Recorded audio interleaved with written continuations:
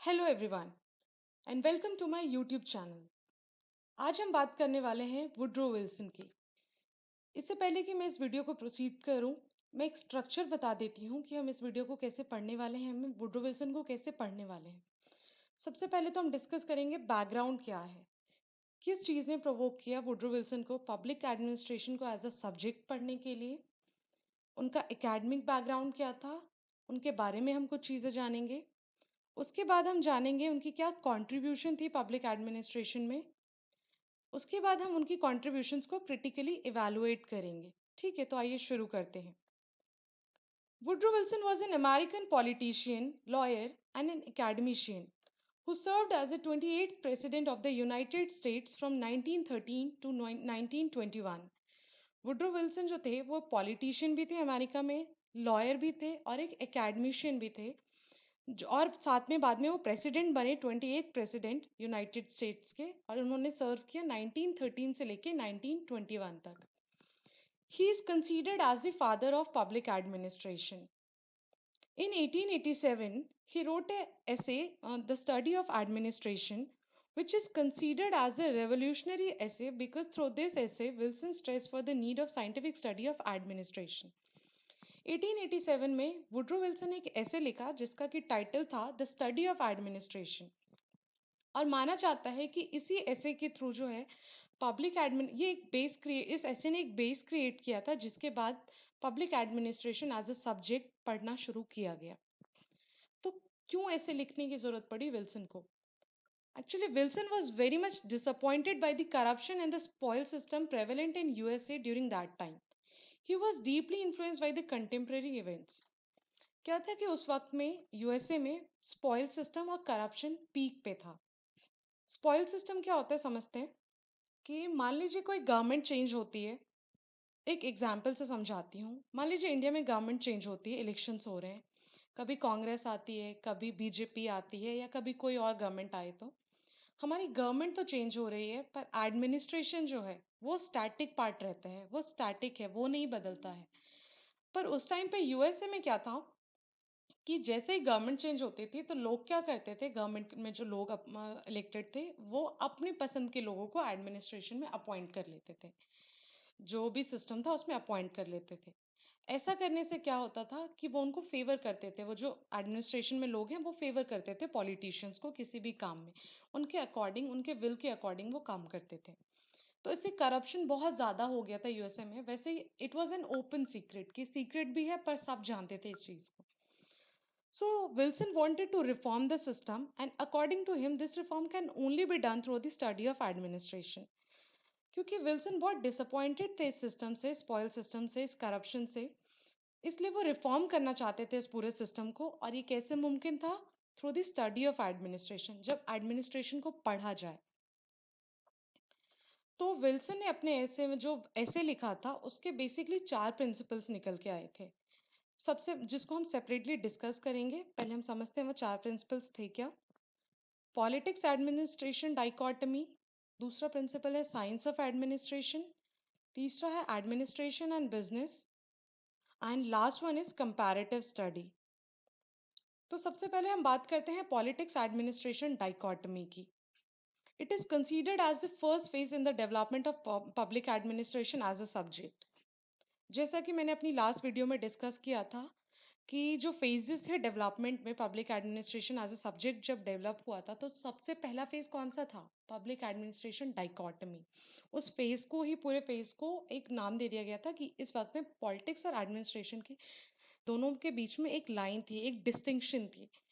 According to Wilson, field of administration is a field of business and it should be remove from the hurry and strife of politics.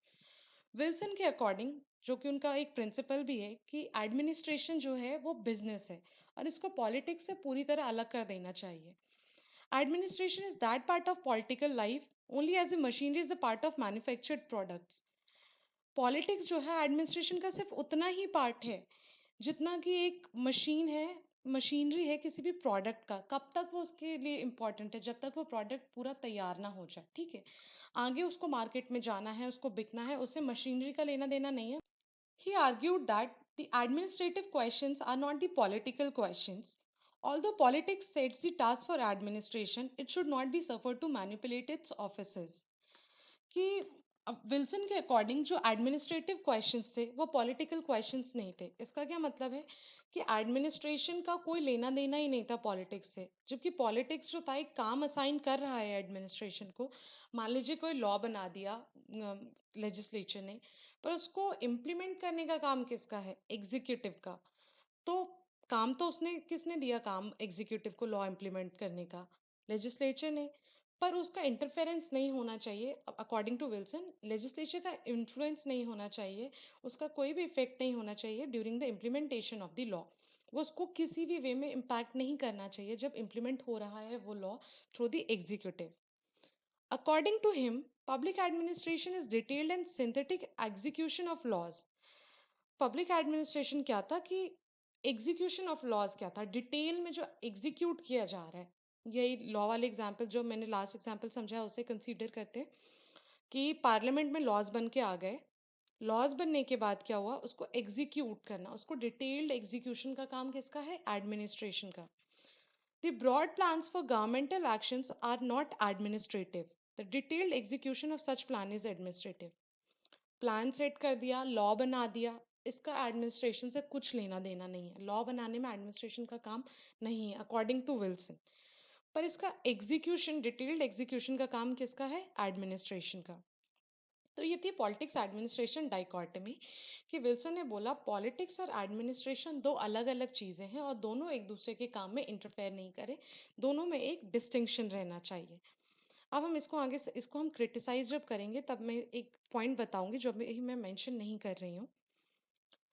दूसरा principal जो था वो था Wilson का science of administration. According to him, administration is science and not art. ठीक है, arts लिख दिया है मैंने, यहाँ पे एक वर्ड का एरर है। साइंस जो एडमिनिस्ट्रेशन जो है साइंस है, लाइक कोई भी नेचुरल साइंस है उसकी तरह ही एडमिनिस्ट्रेशन को भी एक साइंस बोला गया, जिसके कुछ रिजिड प्रिंसिपल्स हैं जो it's value free. Science is value free, उसमें लोगों के इमोशन से लेना देना नहीं है। एडमिनिस्ट्रेशन जो था विल्सन के अकॉर्डिंग वो पूरी तरह साइंस था। इसको बोलने के पीछे एक रीजन था, विल्सन इस चीज़ को क्यों बोला। कि जब यूएसए का जो स्पॉइल सिस्टम की बात हमने की थी, जब स्पॉइल सिस्टम प्रेवलेंट था तो लोग क्या करते थे? अपने लोगों को फेवर करते थे। इसमें क्या आ जाता है? थोड़ा वैल्यूज आ जाता है। वैल्यू नहीं मतलब इमोशंस डालते थे लोग अपने। तो इस चीज़ से ना साइंस नहीं रह जाता था। उनको जो रिजिडिटी होना चाहिए अपने काम में, कि चाहे वो अपना इंसान हो चाहे कोई दूसरा इंसान हो, सबके लिए इक्वली इम्प्लीमेंटेशन होना चाहिए लॉ का, वो चीज़ नहीं थी। वो चीज़ यहाँ पे मिसिंग थी। तो विल्सन ने यही बोला कि एडमिनिस्ट्रेशन जो है इज़ अ प्योर साइंस। तो इसमें पूरे साइंटिफिक प्रिंसिपल्स होना चाहिए जैसे कि किसी भी नेचुरल साइंस में होता है। He said administration is the action part of the government. इसका क्या मतलब है कि समझिए जब पार्लियामेंट में लॉज बन रहा है तब तो हम वहाँ नहीं बैठते हैं ना कि लॉ को किस पार्टी ने या किस भी मेंबर ने पार्लियामेंट के वोट दिया, उसके फेवर में या उसके अगेंस्ट में, हमारा इससे कोई लेना देना नहीं है। हमारे पास एक लॉ बन के आएगा और उस लॉ को इम्प्लीमेंट करने का काम किसका है? एग्जीक्यूटिव का, एडमिनिस्ट्रेशन का। तो जो एक्शन पार्ट है, law banana is not an action part, उसको इम्प्लीमेंट करना इज एन एक्शन पार्ट। वो किसका था? एडमिनिस्ट्रेशन का। तो एक्शन, विल्सन ने बोला कि जो एक्शन पार्ट है that should be based on some science, कि कुछ प्रिंसिपल्स हो उसके और उसके तहत वो काम करे। Administration is the most obvious part of any organization, is the most visible part of any organization या गवर्नमेंट। ठीक है, तो विल्सन के अकॉर्डिंग जो था, जो एक्शन पार्ट है उसको एक साइंटिफिक प्रिंसिपल को फॉलो करना चाहिए उन लॉज को इम्प्लीमेंट करने में। According to him, science of administration received more attention in Europe rather than in England or in USA, where the government was independent of popular assent. जो science of administration था वो USA में ज़्यादा इतनी attention नहीं ले पाया था, यूएसए और इंग्लैंड में, पर उसने यूरोप में ले लिया था। क्यों? क्योंकि वहाँ पे गवर्नमेंट जो थी पॉपुलर एसेंट से फ्री थी। वो the slow progress in the scientific administration in America was because of the popular sovereignty. He felt that it is more difficult to organize an administration in democracy than in monarchy. क्या होता है कि monarchy में, America में क्यों मुश्किल हो रहा था किसी भी कॉन्स्टिट्यूशन को रन करने में? वहाँ पे प्रोग्रेस क्यों थी, कम थी, स्लो साइंटिफिक एडमिनिस्ट्रेशन के मूवमेंट में? क्यों? क्योंकि वहाँ पे सोवेनिटी को ज़्यादा इंपॉर्टेंस दी जा रही थी। मोनार्की में क्या होता है कि किंग अपनी मर्जी से रूल करता है, ठीक है। किंग जो होता है एक लीस्ट इरिटेटिंग मींस ढूंढता है किसी अपनी गवर्नमेंट को रन करने का। पर डेमोक्रेसी में ऐसा नहीं होता कि आपको अपनी मर्जी से नहीं चलना होता है। Democracy is for the people. तो वहाँ पे अमेरिका में जो था इज मोर सॉवरेन गवर्नमेंट, तो वहाँ पे इस चीज़ को प्रोग्रेस होने में साइंस ऑफ एडमिनिस्ट्रेशन को टाइम लगा। उन कंट्रीज के अकॉर्डिंग, उस नेशन के अकॉर्डिंग जहाँ पे मोनार्की थी उसके कंपैरिजन में ज़्यादा टाइम लगा। तो साइंस ऑफ एडमिनिस्ट्रेशन क्या है कि कुछ रिजिड प्रिंसिपल्स होने चाहिए नेचुरल साइंसेस की तरह, और ये वैल्यू फ्री होना चाहिए। थर्ड प्रिंसिपल क्या दिया था विल्सन के एसे ने? Administration and business. Wilson felt that the field of administration is a field of business. It should be considered as more businesslike and does not involve itself in the questions of politics.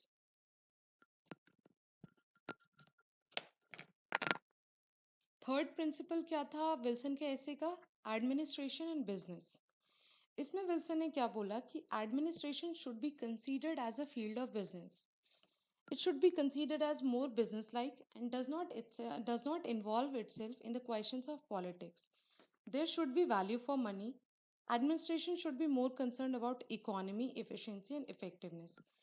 इसका क्या मतलब है कि जो administrative field है उसको एक business की फील्ड की तरह देखना चाहिए। जैसे बिजनेस में कुछ प्रिंसिपल्स फॉलो होते हैं जहाँ पे पैसे की वैल्यू है, लोग कंसर्न रहते हैं कि वो जो भी काम करें उसमें वो इकोनॉमिक हो, एफिशिएंट हो, और जो भी आउटपुट निकल के आए वो एक एफिशिएंट आउटपुट निकल के आए, एक इफेक्टिव रिजल्ट हो उस चीज़ का।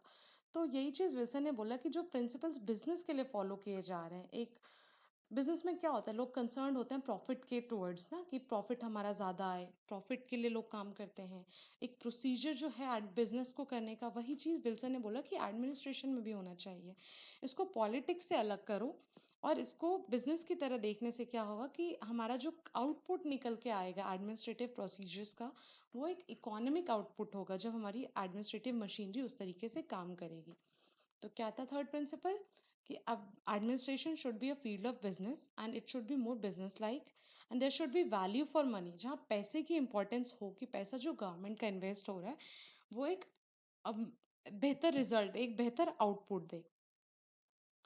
हमारा चौथा प्रिंसिपल था कंपैरेटिव स्टडी। इसमें विल्सन कहते हैं कि सबसे पहले समझते हैं कि क्या होता है कि जब हम अपने प्रिंसिपल, हर कंट्री की सेटिंग अलग है। हर कंट्री की सेटिंग अलग होने से क्या है, मान लीजिए किसी भी कंट्री में कोई कहीं डेमोक्रेसी लग रही है, कहीं पे फिर कोई कोई कम्युनिस्ट सोसाइटी है, कोई कैपिटलिस्ट सोसाइटी, हर तरह की सोसाइटीज अलग है। But Wilson rejected the philosophical and historical methods and emphasise on comparative methods. हमने ये पहले वीडियो में डिस्कस किया था कि पब्लिक एडमिनिस्ट्रेशन को पढ़ने के कुछ अप्रोचेस हैं। सबसे ओल्डेस्ट अप्रोच कौन सा था? फिलोसफिकल, उसके बाद हिस्टोरिकल। तो विल्सन ने इन दोनों अप्रोचेस को ना रिजेक्ट कर दिया। उसने बोला कि कंपैरेटिव मेथड्स पे जाओ ना, आप अपने ही नेशन को पढ़। फिलोसफिकल क्या है? व्हाट ऑट टू बी, क्या होना चाहिए आइडियली। पर आइडियल्स पे कौन चल रहा है आजकल? चल रहा है कोई कि ऐसा होना चाहिए, लोग कर रहे हैं? There is deviation, everywhere there is deviation. तो हिस्टोरिकल क्या था कि पास में आपकी कंट्रीज में क्या प्रोग्रेस हुई है। तो विल्सन ने बोला इन दोनों मेथड्स को छोड़ो पब्लिक एडमिनिस्ट्रेशन को पढ़ने का, एक इसको comparative method low. Comparative studies of different systems help in finding the best method for good administration, which can be adopted by others with certain modifications. Comparative study से क्या help मिलेगा कि किसी भी जो भी गुड, कोई भी अच्छा एडमिनिस्ट्रेशन है, मान लेते हैं किसी भी कंट्री का कोई डेमोक्रेसी है, कहीं मोनार्की चल रही है, पर उस मोनार्की में जो है कुछ अच्छे रिजल्ट्स निकल के आ रहे हैं, तो विल्सन ने बोला कि आप दोनों कंट्रीज की सेटिंग्स को कंपेयर करो और जिसका भी जो बेस्ट है उसको ले लो। अब देखो, बेस्ट लेने से क्या मतलब था कि मॉडिफाई करो। उधर अगर कहीं कोई कम्युनिस्ट सोसाइटी है, वो तो आपकी सोसाइटी से अलग होगी ना, तो आप उनका पूरा चीज़ मत लो, उनमें जो सिर्फ अच्छी चीज़ें हैं उस चीज़ को अपने अंदर इन्वॉल्व करो, अपने एडमिनिस्ट्रेशन में इन्वॉल्व करो। विल्सन का ये कहने का मतलब था विद सर्टेन मॉडिफिकेशंस। अगर मैं उनके वर्ड्स में बोलूँ तो we can borrow the science of administration with safety and profit. Safety ज़रूरी है, किसी की कुछ बुराइयां भी हो सकती हैं। अभी हमें भाई वो उस एडमिनिस्ट्रेशन में कुछ बुराई हैं, वो तो हमें अपने एडमिनिस्ट्रेशन में नहीं लानी है ना। हमें तो गुड हमें बेस्ट एडमिनिस्ट्रेशन चाहिए, तो हम उसकी सिर्फ अच्छी चीज़ों को लेंगे जो हमारे लिए फ़ायदेमंद हो, जो हमारी सोसाइटी में, हमारी सेटिंग जो है कंट्री की, उसमें सूट करे। We have to only filter it through our constitution. जो हमारी कॉन्स्टिट्यूशनल सेटिंग है उसके अकॉर्डिंग, उसके नीड के अकॉर्डिंग हमें दूसरी कॉन्स्टिट्यूशन से चीज़ें बोरो करनी है। To explain this, he gave an example of a murderer. He said, if I see a murderous fellow sharpening his knife, I can borrow his ways of sharpening knife without borrowing his probable intention to commit murder. इसके लिए Wilson ने एक example दिया कि मान लीजिए मैं किसी मर्डर को देख रही हूँ, वो अपनी चाकू कैसे शार्प कर रहा है और उसकी इंटेंशन क्या है, किसी का खून करने की। पर मुझे उसकी बगैर इंटेंशन, उसकी इंटेंशन को बिना अपने अंदर लिए हुए कि मुझे खून नहीं करना है, मुझे सिर्फ चाकू को शार्प करना सीखना है, तो मैं उसकी वे को ले सकती हूँ कि वो किस तरह, क्योंकि उसके अंदर वो चीज़ ज़्यादा अच्छी है कि उसको मर्डर करना है तो उसका नाइफ शार्प होना चाहिए, तो उसको पता है बेस्ट वे में कैसे शार्प करना है, तो मुझे वो चीज़ लेनी है उसकी स्किल, लेकिन मुझे उसका इंटेंशन नहीं लेना। तो समझ गए कंपैरेटिव स्टडी का क्या मतलब था। विल्सन ने इसको फिलोसफिकल और हिस्टोरिकल मेथड्स को रिजेक्ट किया और बोला कंपैरेटिव मेथड्स को रखो। कंपैरेटिव मेथड से रखने में क्या होगा, जो दूसरे एडमिनिस्ट्रेशन में, दूसरी सेटिंग में, दूसरी कंट्री में कोई भी अच्छी चीज़ें हम उसको बोरो कर सकते हैं अपने अंदर, बिना उनका नेगेटिव लिए हुए। ठीक है, हम अपने अंदर सिर्फ अच्छी चीज़ें ले सकते हैं जो हमारे कॉन्स्टिट्यूशनल सेटिंग में बेस्ट सूटेड है। तो समझ गए कौन कौन से 4 प्रिंसिपल्स अब तक हमने डिस्कस किए हैं। सबसे पहले था पॉलिटिक्स एडमिनिस्ट्रेशन डाइकॉटमी, कि there should be a distinction between politics and administration. इन दोनों फील्ड्स को सेपरेटली हमें डील करना है। Politics should not interfere with administration. ठीक है, और एडमिनिस्ट्रेशन जो है वो उसको पॉलिटिकल क्वेश्चंस को ध्यान नहीं देना है। Administration is bothered about execution of laws, whereas the politics is bothered about framing of laws. तो इन दोनों फील्ड्स को अलग रखना है, दोनों एक दूसरे की फील्ड में इंटरफेयर ना करें। फिर दूसरा प्रिंसिपल क्या था, साइंस ऑफ एडमिनिस्ट्रेशन की कुछ पढ़ना, certain principles, certain scientific principles होना चाहिए जिनको एडमिनिस्ट्रेशन में फॉलो करना चाहिए, और इससे बेस्ट कुछ निकल के आएगा। अगर आप वैल्यू फ्री इसको नहीं रखेंगे एडमिनिस्ट्रेशन को, तो आपकी एडमिनिस्ट्रेशन अच्छी नहीं होगी। Administration should be value free as like a natural science. इसके कुछ रिजिड प्रिंसिपल्स होने चाहिए साइंस में। एडमिनिस्ट्रेशन एंड बिजनेस की, एडमिनिस्ट्रेटिव फील्ड जो है वो एक बिजनेस की फील्ड की तरह ट्रीट करना चाहिए, and there should be value for money. Last हमने अभी डिस्कस किया, विल्सन ने जो है एक बहुत इंपॉर्टेंट पॉइंट की बात की थी, पब्लिक ओपिनियन एंड एडमिनिस्ट्रेशन। जैसा कि हमने समझा कि विल्सन बहुत डिसअपॉइंटेड थे जो स्पॉइल सिस्टम या करप्शन प्रेवलेंट था यूएसए में उससे, तभी उन्होंने ये सारा फोकस किया कि एडमिनिस्ट्रेशन को रिफॉर्म करने की ज़रूरत है, सिस्टम को। तो इसमें इन्होंने क्या किया, इस दौरान में गवर्नमेंट को ना उन्होंने एक नई मीनिंग असाइन की। क्या मीनिंग असाइन की, कि there should be, citizen should have a say in administration. लोगों का एक वॉइस होना चाहिए एडमिनिस्ट्रेशन में, गवर्नमेंट में। He advocated for participation in government of all classes and interest. The government should be free from all kind of private and narrow interest to become a responsive government. उन्होंने बोला कि हर इंसान का, हर एक section का, society का हर section का, ये नहीं कि अमीरों को इन्वॉल्व किया और जो पुअर सेक्शन है उसको आपने छोड़ दिया, या किसी और क्राइटेरिया पे आपने डिस्क्रिमिनेट किया। हर सेक्शन का, जो सोसाइटी की हर सेक्शन का एक पार्टिसिपेशन होना चाहिए गवर्नमेंट में, उनका एक वॉइस होना चाहिए। और जो गवर्नमेंट है should be free from all kind of private and narrow interest. से क्या मतलब है कि सोसाइटी के कुछ सेक्शन को फ़ायदा पहुंचाने के लिए एक बड़े तबके का, एक बड़े सेक्शन का नुकसान ना किया जाए, तो सबको इक्वली एक उनका वॉइस हो, इस चीज़ की ज़रूरत थी। एक वाइडर इंटरेस्ट देखने की ज़रूरत थी एडमिनिस्ट्रेशन को, पब्लिक ओपिनियन को इम्पोर्टेंस दी है यहाँ पे विल्सन ने। He said that there should be thorough implementation of laws without any bias and without any external references. इसका क्या मतलब है कि जैसा हमने डिस्कस किया कि पॉलिटिक्स और एडमिनिस्ट्रेशन में डाइकॉटमी होनी चाहिए, तो जब लॉज का इम्प्लीमेंटेशन हो रहा है वो दौरली होना चाहिए, यानी कि इक्वली होना चाहिए हर किसी के लिए। ये नहीं कि किसी एक सेक्शन को बेनिफिट दे रहा है कोई लॉ और किसी को नुकसान पहुंचा रहा है। हर सेक्शन के लिए इक्वल इम्प्लीमेंटेशन होना चाहिए, कोई बायस नहीं होना चाहिए, कोई एक्सटर्नल रेफरेंस नहीं होना चाहिए। Administration should focus on the betterment of people. लोगों के भले के लिए काम करे, लोगों के फायदे के लिए, उनको कैसे वेलफेयर, उनके वेलफेयर के लिए काम करे। जैसा कि हमने पहले वीडियो में डिस्कस किया था कि क्यों ही एमर्ज हुआ public administration as a subject? क्यों? क्योंकि एक ट्रांजिशन हो रहा था पुलिस स्टेट से वेलफेयर स्टेट में। जो सोसाइटीज़ थी वो पुलिस स्टेट से वेलफेयर स्टेट पे जा रही थी, सोसाइटीज़ कॉम्प्लेक्स हो रही थी, उनके फंक्शंस कॉम्प्लेक्स हो रहे थे। तो इस चीज़ को पढ़ने बहुत सारे उस वक्त में रेवोल्यूशंस भी हो रहे थे, तो लोग सोशली जब अवेयर भी हो रहे थे साथ में, तो क्या थी कि उनके फ़ायदे के लिए आप काम करो, ऐसा करो ना कि सोसाइटी में एक स्टेबिलिटी रहे, कोई भी सोशल इंस्टेबिलिटी ना रहे। इस चीज़ के लिए क्या ज़रूरत था? अकॉर्डिंग टू विल्सन कि लोगों का एक से होना चाहिए एडमिनिस्ट्रेशन में, उनकी एक आवाज़ होनी चाहिए गवर्नमेंट में कि वो उनको चाहिए क्या, वो उनकी क्या मांगे हैं, उनकी क्या ज़रूरतें, उनकी क्या आशाएं हैं गवर्नमेंट से। ठीक है। फिर इसी के टाइम पे उन्होंने सिविल सर्विसेज की भी बात की कि अमेरिका में क्या था कि सिविल सर्विस पहले मेरिट पे नहीं बेस्ड था। ठीक है। तो विल्सन बोलते हैं in his view the civil service should be based on merit. एक मेरिट सिस्टम होना चाहिए। जब आप एडमिनिस्ट्रेशन को एक बिजनेस की तरह बना रहे हो तो जो कॉम्पिट अथॉरिटीज़ हैं जिनको ये काम करना है that should be competent enough ना। दो civil servant should be under bureaucratic control. ये नहीं कि उनको खुला छोड़ दिया जाए। एक आती है ना आइवरी टावर मेंटालिटी कि हम सिव हम सिविल सर्वेंट्स हैं, मतलब सर्वेंट वर्ड तो वो हटा ही देते हैं, उनमें नौकरशाह जैसी कोई चीज़ ही नहीं रहती। वो एक हाई मेंटालिटी सेट कर लेते हैं, वो लोगों के बारे में नहीं सोचते। तो विल्सन ने बोला कि सबसे पहले तो आप इनका जो रिक्रूटमेंट सिस्टम है उसको एक मेरिट पे बेस करो, मेरिट के थ्रू इनका सिलेक्शन होना चाहिए, और एक ये ब्यूरोक्रेटिक कंट्रोल में होना चाहिए, कुछ कंट्रोलिंग प्रोसीजर्स होने चाहिए। In order to run an administration like a business, it is very much important that these civil servants should be competent enough. They should act with sense and vigor, but ultimately connected with popular thought by means of election and constant public counsel. तो क्या बोला था कि एक administration को business की तरह चलाने के लिए सबसे पहले तो आपको एक रिक्रूटमेंट प्रोसेस ढंग का होना चाहिए, मेरिट बेस्ड होना चाहिए। जो लोग आएंगे that should be educated enough, उनको एक पहले से कुछ होने चाहिए अपने अंदर गुण कि जो एलिजिबल हो एक एडमिनिस्ट्रेशन को रन करने के लिए। ये नहीं कि मेरा फेवर का था, मुझे पसंद है ये आदमी तो मैंने इसको ब्यूरोक्रेट बना दिया, मैंने इसको सिविल सर्वेंट बना दिया।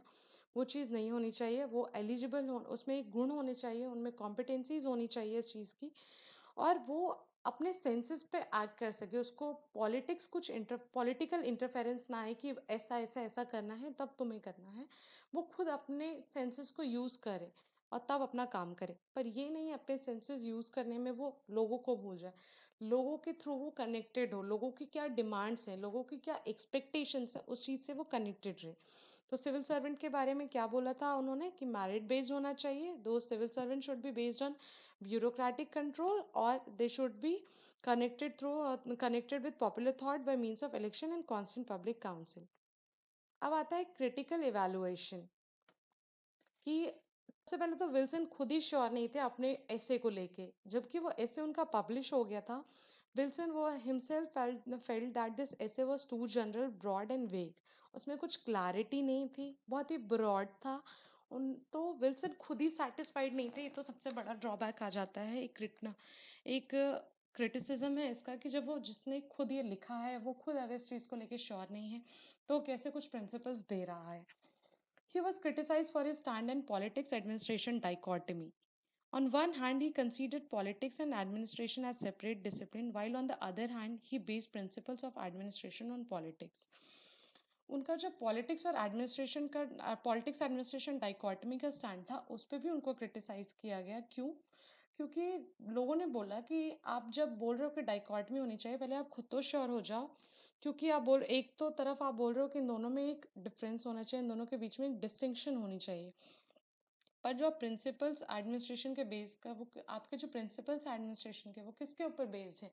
पॉलिटिक्स के ऊपर। तो डाइकॉटमी कहाँ रही? डाइकॉटमी तो चली गई ना यहाँ पे। He was criticised on the ground of being inconsistent. Dwight Waldo pointed out that he tried to link administration to business methods, insisted on civil service, and so on. He aimed at discovering what should properly and successfully an administration can do, but he dealt with the separation of politics and administration, and on even that he was not very clear. उनको inconsistency पे भी criticise किया गया। डॉइट Waldo एक और thinker थे, तो उन्होंने बोला कि आप सबसे पहले तो आप क्या करना चाह रहे हो? आप चाह रहे हो कि एडमिनिस्ट्रेशन को बिज़नेस मेथड से जोड़ा जाए, आप सिविल सर्विसेज़ की बात कर रहे हो और चीज़ें कर रहे हो। पर आप बेसिकली क्या आपको चाहिए क्या था कि एडमिनिस्ट्रेशन सक्सेसफुली कैसे काम करे? एक उसमें उसको बेस्ट वे में कैसे रिफ़ॉर्म किया जाए? पर आप बात कर रहे हो पॉलिटिक्स एडमिनिस्ट्रेशन डाइकोटोमी की, आप अपने मेन पॉइंट से डेविएट हो रहे हो और जो बात कर रहे हो उस पे भी आप श्योर नहीं हो, उस पे भी आप क्लियर नहीं हो। He was criticized on the grounds of lack of originality. Daniel W. Martin argued that his views on politics administration dichotomy has been employed in Europe almost a century earlier. The academic field of administration has been matured in France between 1812 and 1859. उनको originality के basis पे भी lag किया गया कि जो आपने idea दिया है पॉलिटिक्स एडमिनिस्ट्रेशन डाइकोटमी का, वो तो यूरोप में एक सेंचुरी पहले से प्रेवेलेंट है। आप क्या नया ला रहे हैं? आपके आइडियाज़ ओरिजिनल नहीं हैं। आप जो एकेडमिक फील्ड ऑफ एडमिनिस्ट्रेशन की बात करें कि इसको एक एकेडमिक फील्ड की तरह देखना चाहिए, वो भी फ्रांस में बहुत पहले ही मैच्योर हो चुका है, 1812 से लेके 1859 के बीच में। तो समझ गए किन-किन बेसिस पे उनको क्रिटिकली इवैल्यूएट किया गया। पर हम इस चीज़ को डिनाई नहीं कर सकते कि उनकी क्या कॉन्ट्रिब्यूशंस थी, उनका योगदान क्या था। तो पब्लिक एडमिनिस्ट्रेशन का एज़ अ सब्जेक्ट ही शुरुआत ही क्यों पढ़ना चाहिए, उसकी नींव ही उनके एसे ने रखी, वुड्रो विल्सन ने रखी। तो उसको एक बार रिवाइज़ करते हैं हमने क्या-क्या पढ़ा कि क्यों विल्सन ने ऐसे लिखा, क्योंकि वो यूएसए में जो स्पॉइल सिस्टम वो करप्शन प्रेवलेंट था, उससे वो बहुत डिसअपॉइंटेड थे। उन्होंने सोचा एडमिनिस्ट्रेशन को दोबारा पढ़ एडमिन सिस्टम को रिफॉर्म करने की ज़रूरत है और जिसके लिए ज़रूरत है कि हम एडमिनिस्ट्रेशन को पढ़ें। उन्होंने बोला कि जो मोस्ट ऑब्वियस पार्ट है गवर्नमेंट का, किसी भी गवर्नमेंट का जो विजिबल पार्ट है वो क्या है? एडमिनिस्ट्रेशन। तो उनका जो एसे था उसमें 4 प्रिंसिपल्स थे, वो क्या-क्या थे? Politics administration dichotomy, science of administration, administration and business and comparative study. इन सबको हमने सेपरेटली डिस्कस किया कि डाइकोटोमी में क्या था कि पॉलिटिक्स और administration should not interfere with each other. उन दोनों की फील्ड्स अलग हैं। एडमिनिस पॉलिटिक्स का कोई इंटरफेरेंस नहीं होना चाहिए एडमिनिस्ट्रेशन के काम में। इसमें दोनों को अलग-अलग रखा जाए। दूसरा था साइंस ऑफ एडमिनिस्ट्रेशन कि एडमिनिस्ट्रेशन जो है is a pure is like natural sciences. इसके कुछ प्रिंसिपल्स होने चाहिए, साइंटिफिक प्रिंसिपल्स। एक कॉन्स्टिट्यूशन को रन करना is more difficult than to frame it. ये सारी बातें की थी। फिर एडमिनिस्ट्रेशन एंड बिजनेस की administrative field is like a field of business. इसमें there should be value for money and it should be more concerned about economy, efficiency and effectiveness. फिर Wilson के ऐसे ने बात की कि कंपैरेटिव स्टडी होनी चाहिए किसी भी 2 कंट्री की सेटिंग्स का, किसी भी 2 सेटिंग का, और जिसकी जो बेस्ट चीज़ें हैं उस चीज़ को ही सिर्फ़ आप बोरो करें, leaving out their negative sides, leaving out their negative things. फिर पब्लिक ओपिनियन की बात की विल्सन ने कि लोगों का एक से होना चाहिए, एक वॉइस होना चाहिए गवर्नमेंट में, उनकी क्या डिमांड्स हैं। जो एडमिनिस्ट्रेशन है वो लोगों को एक सोसाइटी में एक सोशल स्टेबिलिटी का काम करे और सोशल इक्वालिटी को लाए, उनकी बेसिक जो ज़रूरतें हैं उनको पूरी करे, उनके बेटरमेंट के लिए काम करे। सिविल सर्विसेज के बारे में क्या बोला विल्सन ने कि सिविल सर्विसेज मेरिट पे बेस्ड होनी चाहिए, ब्यूरोक्रेटिक कंट्रोल में होनी चाहिए। फिर हमने इवैल्यूएट कर दिया है। बस अभी हमारा ख़त्म होता है यहीं पे। Thank you.